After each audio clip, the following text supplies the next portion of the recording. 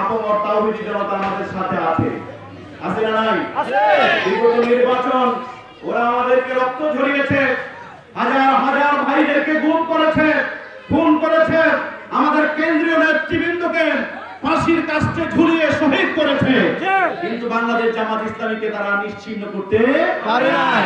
সর্বশেষ 1 আগস্ট 2024 তারা লক্ষ্য করেছিল যে কোটা আন্দোলন থেকে ছাত্রদের এই আন্দোলন এক দফা ফ্যাসিবাদ পতন আন্দোলনের রূপ নিয়েছিল।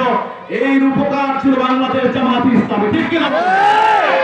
তারা সেটা ভালো করে বুঝতে পেরেছিল। ফ্যাসিস্ট হাসিনার গোয়েন্দা সংস্থা তাকে তথ্য দিয়েছে যে এটার পিছনে যারা 1 নম্বর ভূমিকা পালন করছে তারা হচ্ছে বাংলাদেশ জামাত ইসলামী এবং ছাত্র শিবির। এদেরকে নিষিদ্ধ করা ছাড়া উপায় নাই।